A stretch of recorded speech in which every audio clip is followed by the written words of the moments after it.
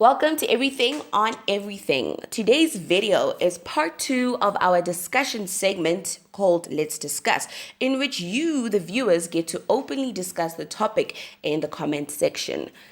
Disclaimer. The Everything on Everything team would like to openly point out that it will not and does not support any hate speech or unacceptable comments that are directed to or from anyone regarding the comments in the discussion. Before we continue, be sure to click on the subscribe button to support this channel. And please do check out the Express and Encompass podcast that is available on Spotify and Anchor. Alright, let's get into the video. On today's topic, we are discussing the unrest going on in South Africa. Well, nope. Let's call it like what we see it. The looting going on. In the early days of the month of July, the former South African president Jacob Zuma was arrested. This bold step was the beginning of chaos in South Africa, or so it may seem. However, let's dive into this with open minds. It is important to understand any hidden messages to this looting, or else we're all just one-sided. Which, is that who you are? Bear in mind, the looting didn't just start in thin air. This began with the idea that the former president did not receive fair trial. And then this sparked something in his supporters. Literally sparked something. The local citizens and Zuma supporters in Durban rallied up and began to protest the arrest of their former president. And that is just it. This began as a protest and then turned into a riot, and lastly, the looting began.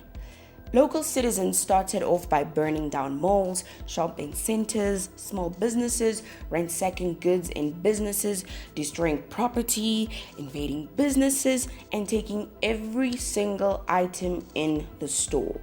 Literally, these looters have taken every single item in the store. Items varying from food to furniture.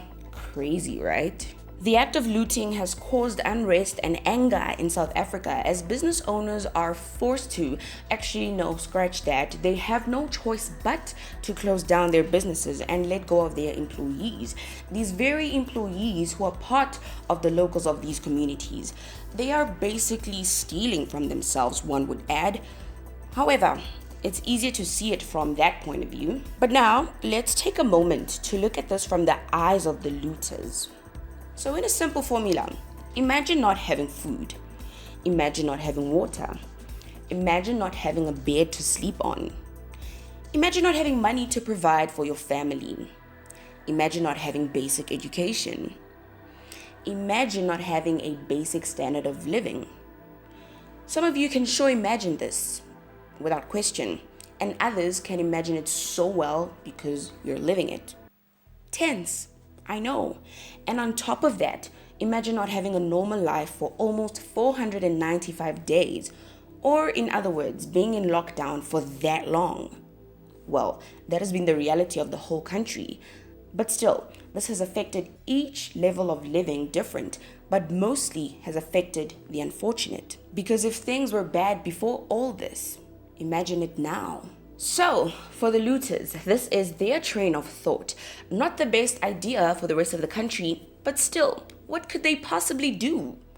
Not only are these looters calling this a so-called protest about the arrest of Zuma, but his own son, Duduzane Zuma, is also highly in support of this. And I quote, "Similarly, for the people that are protesting and looting, please do so carefully. And please do so responsibly, because you cannot hold people responsible for defending what they love." Enough said about that. However, we can sympathize with the looters, but can we really though? Because do get this, all those small businesses and big businesses that were looted and vandalized were owned by the locals and citizens of the country.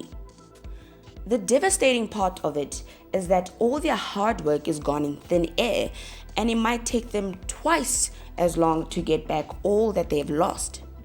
And now if all these people are jobless, this just adds to the unemployment rate in the country and brings down the economy even more. It's a lose-lose situation. Ever heard the phrase, the poor remain poor and the rich become richer? That's a tough pill to swallow, but it's true and in your face. It's moments like this that make you wonder if making a change is actually worth it. But no, it is. Always strive to make a change. Yes. And can we also just take a moment to applaud the unseen community heroes that are fighting against these crimes and saving their local businesses? South Africa is literally in a state of emergency, and one would think that the president would do enough but say a speech that doesn't change anything. Look, all I'm saying is do better. And I know for sure everyone else feels the exact same way. Social media, on the other hand, has surely put its feelings out there about this. I mean, it's freedom of speech, right? Twitter in particular, your hashtags have taken over. Hashtag shutdown SA, hashtag KZN violence, hashtag Zuma arrest. You name it. It's all out there with various outspoken and valuable opinions. To think watching all these videos of burning businesses, bodies everywhere, children being thrown out of roofs, yeah, literally. Looking at these stampedes and irrational looters, yeah, all these things can get to you. But just like I said, watching the videos from your home screen and eating your best meal is one thing compared to being at home and hearing the chaos and anarchy going on outside. Yeah, these are two different worlds that only certain can understand. And you know, all these lootings are so controversial. I mean, we all know that this isn't related to Zuma anymore. But what could it possibly be? Is it really a cry to be heard? Is it poverty? Or is it stupidity? Now that's for you to answer down in the comments below. Well, there you have it, folks. Don't forget to like, subscribe, share, comment, and switch on the notification bar for more of our videos.